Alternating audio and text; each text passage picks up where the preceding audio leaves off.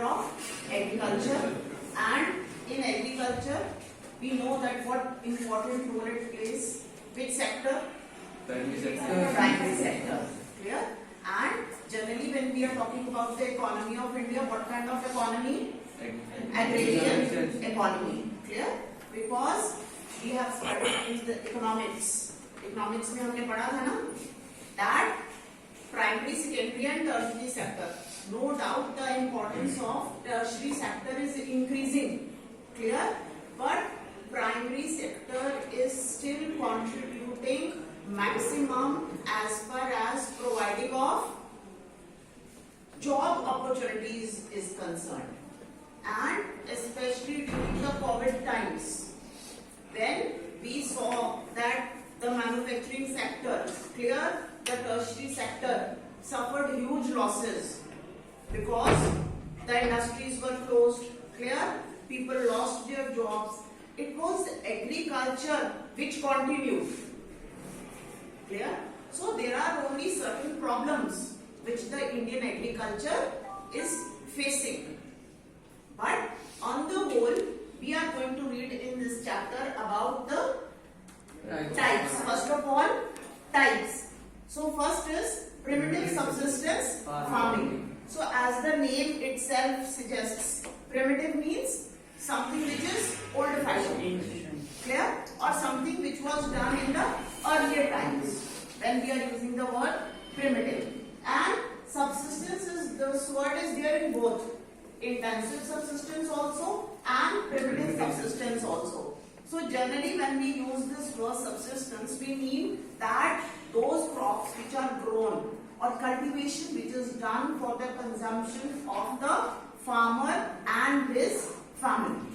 Clear? The farmer is not doing agriculture or cultivation for the purpose of selling the surplus in the market. Surplus क्या होता है? After consumption, clear? After consumption, whatever is left with us, वो क्या हो जाता है? Surplus. Clear? वो हम करेंगे in the third type, commercial farming. The name itself suggests. So primitive subsistence farming. Can anyone tell any one feature? One by one we will discuss. Yes, you have done earlier also. Good. Yes. In this type of farming, farmer clears a patch of land and grow crops on that land, and when the soil of that field decreases its fertility, farmer shifts to next patch of land for his next Yes. crop. To grow. It's not necessary that it is. We have in the next part it is given that it is also called as slash and burn. This method which he has just explained is slash and burn, and we know we have done since 7th standard. You have read in history also and in geography also that what is slash and burn. But at the same time we have read this also that slash and burn is discouraged. Now slash and burn, no doubt the very first feature is that this is practiced in only very few pockets. So that I told you that it means that it is not practiced generally. बहुत ज़्यादा जगह पे इसको नहीं किया जाता है, but at very rare places. Clear? And slash and burn, we know why it is discouraged, because it leads to deforestation. Clear? Yesterday, if you have seen, I had shared one PDF with you. Yes. Did you read it? Yes. Because अब हम ये चीज पढ़ रहे हैं. First chapter हमने पढ़ा, resources का चैप्टर पढ़ा. उसमें हमने देखा कि how the resources are being used indiscriminately, and we have done conservation of resources, then soil erosion, clear, and conservation of soil. अब हम एग्रीकल्चर कर रहे हैं, तो एग्रीकल्चर में भी एंड में हम जाके again we will do that what are the reasons which are leading to the infertility of the soil, what are the reasons that the soil is getting polluted, and as a result land degradation. Clear? This is the top layer. आपने किया है ना? In 7th standard you have done. We know that this is the top layer where the trees grow, where cultivation, vegetation, everything is there. और अगर हमारी soil ही है जो infertile हो जाएगी, clear? So it means it will affect. और वो तभी मैंने आपके साथ वो आर्टिकल शेयर किया था. उस आर्टिकल में आपने पढ़ा what they have given this only because we have not respected. जब हम करते हैं ना कि one of the method of avoiding soil erosion क्या है? Contour plowing. उसमें जब हम soil erosion का करते हैं, ठीक है ना, तो one of the method जैसे आपने shelter beds है, planting, afforestation, सबसे पहले हम करते हैं afforestation, सबसे पहले करते हैं ना, ठीक है, तो उसके साथ में contour plowing. Contour plowing क्या होता है? Contour means the shape. Suppose the land is in this kind of a shape. What do we do? हम इसको काट के इसको सीधा कर देते हैं, ऐसे काट देते हैं. It means कि हमने उसकी शेप के हिसाब से नहीं किया. अगर हम contour plowing का मतलब होता है कि जिस तरह की हमें नेचुरल शेप अवेलेबल है, अगर हम उसी को यूज करेंगे. Now why the river has overflown? Why glaciers? Why that dam was destroyed? By constructing barriers, what we are doing? We are obstructing the natural flow of water. Because suppose the river has to flow, the natural flow of the river is here. हमने क्या किया? हमने उसको यहाँ पर dam बना दिया, उसको डाइवर्ट कर दिया. Natural flow जो रिवर का था वो हमने डाइवर्ट कर दिया. But somewhere or the other, at one time, when due to sudden environmental changes, मैंने आपको बताया था, जो हम सोच रहे थे कि आने वाले 50 सालों में होगा, आज से आने वाले 50 सालों में होगा, वो पहले ही हो रहा है, वो 20 साल पहले ही हो रहा है. एनवायरमेंटल चेंजेस जो हम सोचते थे कि अभी बहुत टाइम है, अभी 50 साल और है हमारे पास, that is happening 20 years before only. And we have large ice caps on the Himalayas. पढ़ा आपने उसमें कि उसको थर्ड पोल कहते हैं, हिमालयास को हम थर्ड पोल कहते हैं, तो इसीलिए कहते हैं. और अब जो हमारे पास ग्लोबल वार्मिंग के कारण सीजनल चेंजेस हो रहे हैं. अब आप देखो कैसे फॉग होती है रोज. In the month of February जब एक्सट्रीम कोल्ड थी तब नहीं थी, तो सीजनल चेंज हो रहा है ना, season and weather conditions are changing. तो इसका डायरेक्ट इफेक्ट किस पे होगा? माउंटेन्स पे होगा, ग्लेशियर्स पे होगा. तो जब हम टू मच जो ग्लेशियर्स हैं या हमारा नेचर है, जैसे आप हिल एरियाज में ये क्यों प्रॉब्लम आती है? आधी प्रॉब्लम तो ठीक है, समवेयर और द अदर. अभी रिसेंटली 2-3 दिन पहले अर्थक्वेक आया, मैग्नीट्यूड वो 6.1 to 6.2, ठीक है ना. तो ये जो नेचर है, अब डिस्ट्रक्शन होती है, डिस्ट्रक्शन हुई ना, डैम वॉज सारा फ्लो हो गया, कितने लोग मर गए, अभी तक भी नहीं हमें पता लगा कि how many people are still buried under the debris, right. एक तो वो एक्सपेंडिचर पहले बनाने का, फिर उसको सेव करने का कितना एक्सपेंडिचर, फिर कंपनसेशन देने का. You see how much expenditure is involve. अगर हमने कोई नेचुरल वे ढूंढा होता, उसमें था ना एंड में जो उसका एंड वाला पार्ट है, उसमें ये था कि आज से कितने साल पहले भी तो लोग इलेक्ट्रिसिटी यूज करते थे, अभी तो नहीं हम लोग यूज करने लगे. इससे पहले जब आप पढ़ते हो इसकी इंडस वैली सिविलाइजेशन की प्लानिंग पढ़ते हो ना, town planning, that they had such a good town planning. अभी तक भी कुछ ऐसी प्लानिंग प्रीवियस टाइम्स की, आप जो इजिप्शियन ममीज की पढ़ते हो आप, हम कहते हैं कि हमें साइंस आती है, जब हमने इन्वेंशंस की, they had invented at that time see how to preserve mummies.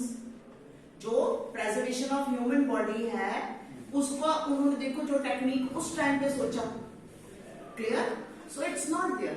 Eight that time also people were using, they were conserving. तो उन्होंने वो मेथड भी बताया हुआ है कि मसूरी में उस टाइम पे, जो पुराने टाइम पे कौन सा मेथड अडॉप्ट किया जाता था, ग्लेशियर से या रिवर से पानी को लाके और कैसे वहां से फिर इलेक्ट्रिसिटी, पानी दूसरी जगह पे भेजा जाता था, वहां से फिर जो इलेक्ट्रिसिटी प्रोड्यूस होती थी that was enough for the consumption. तो उसमें यही सजेस्ट किया गया था कि अगर हम इतना नुकसान अब झेल रहे हैं because we are tampering with the environment, तो हमें अब क्या है, हमें प्रिकॉशंस लेनी है.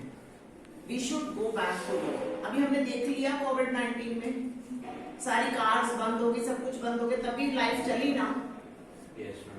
Environment was so clean, you could see Dhauladhar ranges from here. Phagwara से धौलाधर रेंज भी आपको नजर आई थी, इतना क्लियर था, ठीक ना.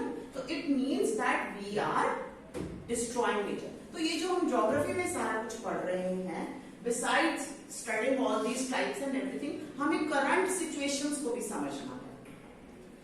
करंट हमने कैसे, अब yesterday only there is one program which comes on TV, I have forgotten the name, उसमें भी वो दिखा रहे थे कि in some countries अब उन्होंने एनवायरमेंट के हिसाब से अपना एग्रीकल्चर पूरा पैटर्न और टाइम टेबल चेंज कर दिया। हम क्यों नहीं प्रोग्रेस कर पा रहे? क्यों? क्योंकि जो अब चेंजेस की जरूरत है हमें करने के लिए, वो हम उस टाइप से नहीं कर पा रहे। Agriculture, we are an agriculture country, हमारी बहुत सारी स्टेट्स हैं जो एग्रीकल्चर पे डिपेंडेंट है, ठीक है। तो अब हमें अपना उन मेथड्स को अडॉप्ट करना है, हमें चेंजेस लेके आने हैं अपने पैटर्न में। हम क्यों क्रॉप रोटेशन की क्यों बात करते हैं? क्रॉप रोटेशन पढ़ा है ना आपने? क्रॉप रोटेशन की क्यों बात करते हैं हम? Fertility of the soil, because one type of soil और क्या होगा, वो one type of plant will drain the soil of particular nutrients, तो उसके बाद हम दूसरा क्रॉप ऐसे ग्रो करते हैं so that those nutrients and the plant also helps to regain the fertility of the soil. इसी तरह एक साइंटिस्ट है साउथ का, doctor is there, he is growing, yesterday I was reading, he is growing 5 to 6 types of plants in one container only.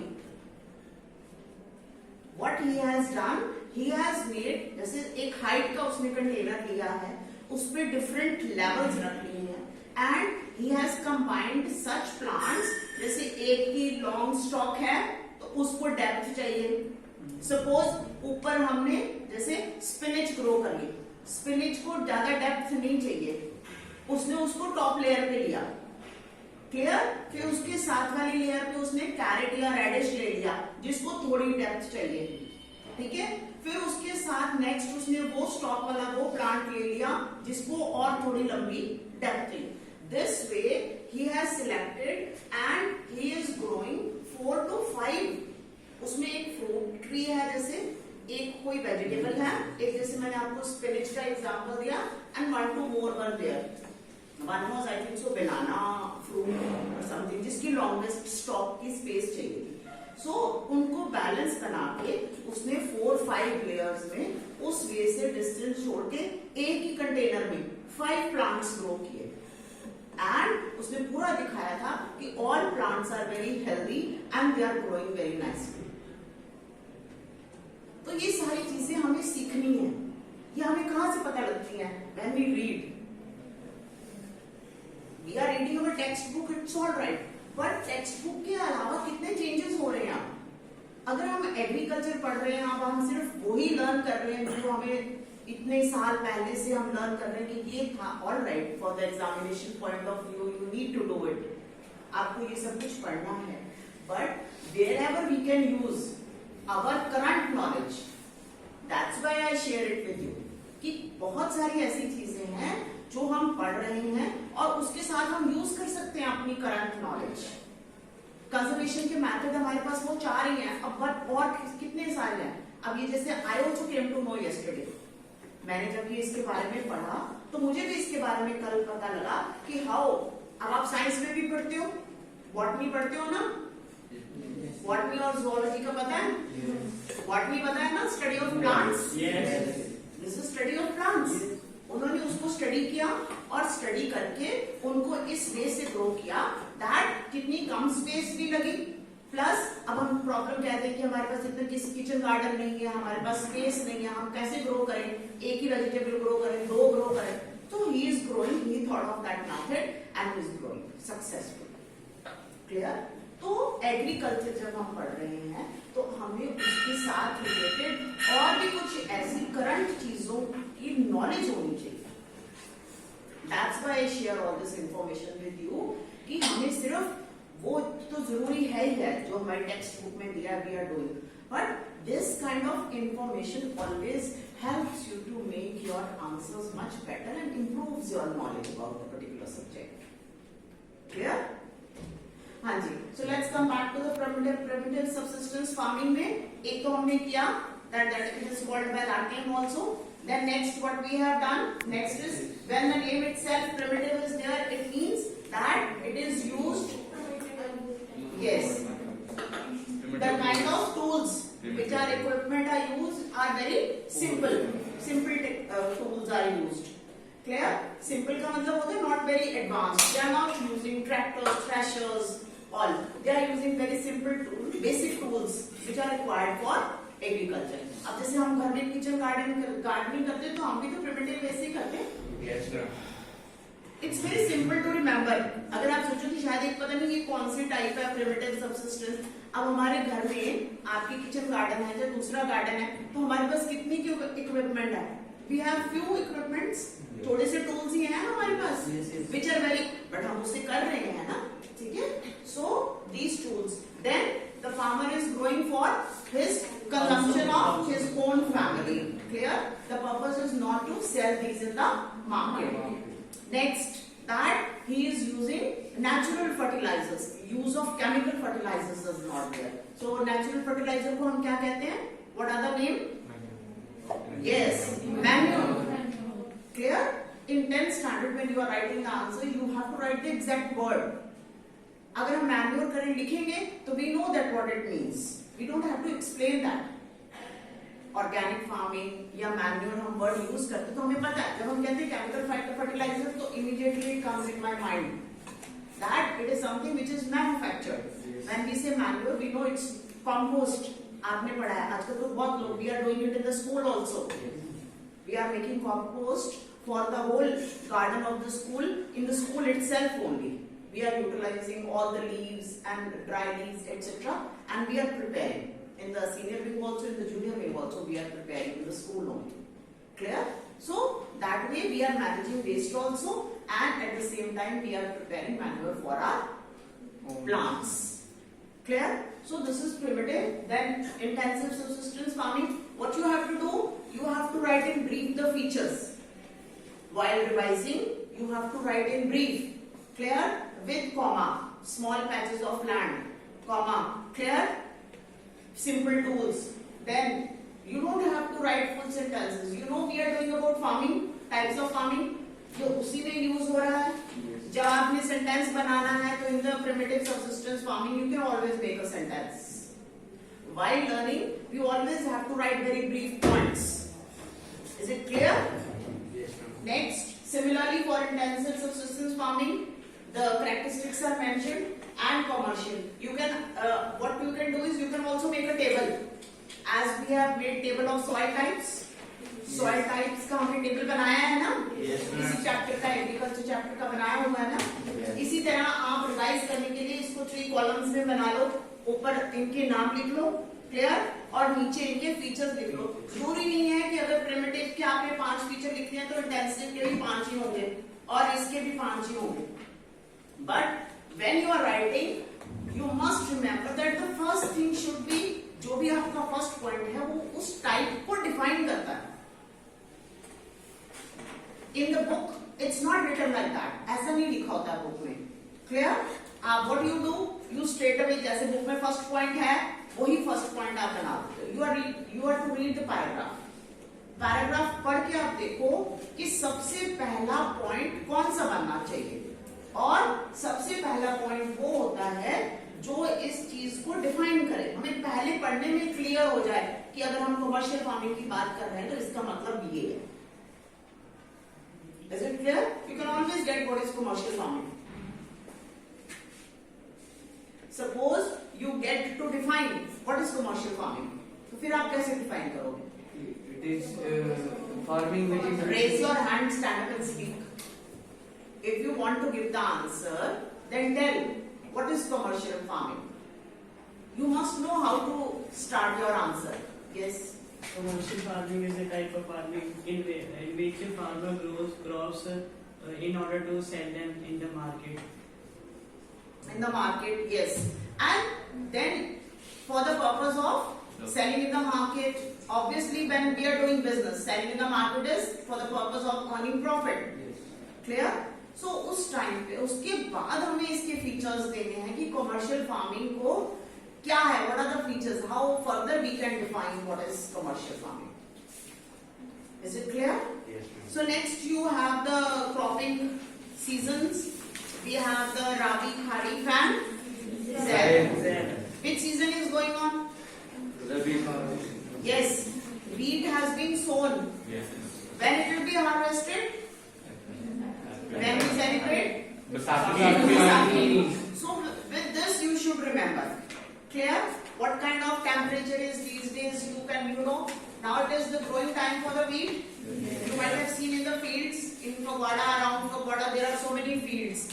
इसको हमें practical way से learn करना है, रट्टा नहीं मारना है यहाँ से हमें कि इसका इतना टेम्परेचर. अब आप देखो राबी क्रॉप्स का सीजन चल रहा है, ठीक है, wheat is growing. Recently when rain was there in the newspaper or in the news, you might have read that it is good for the crops. Yes. Clear? How much rain was there? Not too much. Rain was not there. What kind of temperature are we having? Average temperature हमने निकाल लेना है कि इस दिन से लेके अक्टूबर से लेके अब तक. And we will see कि जैसे मार्च आना शुरू होगा, अब क्या होगा, उसका कलर गोल्डन हो जाएगा. गोल्डन हो जाएगा ना, अभी गोल्डन नहीं हुआ है ना, अभी ग्रीन ही है. It means it is in the growing. Clear? Yes. तो हमने उसको पहले सो किया, अब ग्रोइंग सीजन चल रहा है, उसका फिर हमने हार्वेस्टिंग कर लिया. When we are celebrating Baisakhi, तो we all know that why it is celebrated. तो अब ये राबी क्रॉप्स हैं, तो हमें पता लग गया ना कि what is the sowing and harvesting period. You have to correlate and remember. हर चीज का हमने बुक में से रट्टा नहीं लगाना है. सीजन हमें पता है, टेम्परेचर हमें पता है, रेनफॉल भी हुई थी हमें पता है. इट मीन्स कि it is healthy for the wheat crop. यही तो हम पढ़ रहे हैं. पंजाब में व्हीट होती है, आपको पता है नॉर्दर्न बेल्ट में कौन सी सॉइल होती है. मैप में किया है ना हमने, पहले रिसोर्सेज वाले चैप्टर में सॉइल्स की है. नॉर्दर्न बेल्ट में हमने देखा ही है, हरियाणा पंजाब इस साइड पे यूडियल सॉइल है, तो ठीक है. So that type of soil, wheat भी ग्रो हो रही है, राइस भी ग्रो हो रहा है यहाँ पर. Is it clear? And opposite is the kharif. इसके बाद आपको पता है वो सीजन आएगा जब हमने क्या ग्रो करते हैं, paddy. Clear? And then that season, उस टाइम पे आप देखो ह्यूमिडिटी होती है, समर सीजन होता है, मॉनसून का अराइवल होता है. आपने पढ़ा है ना 9th स्टैंडर्ड में मॉनसून क्लाइमेट का चैप्टर पढ़ा है. मॉनसून का अराइवल होता है, उस टाइम पे हम सो करते हैं. और हमने उसमें मॉनसून में भी पढ़ा था चैप्टर में कि the whole agriculture calendar in Indian festival revolve around the monsoon. ठीक है ना? तो ये वही है, हम उसी सीजन की बात कर रहे हैं. Obviously at that time what kind of temperatures are there. It means अगर उस टेम्परेचर पे ये क्रॉप सो कर रहे हैं तो वो temperatures are suitable for the crop. Clear? तो इस तरह हमें अपनी अंडरस्टैंडिंग के साथ करना. ये नहीं कि मैंने उसको 27 डिग्री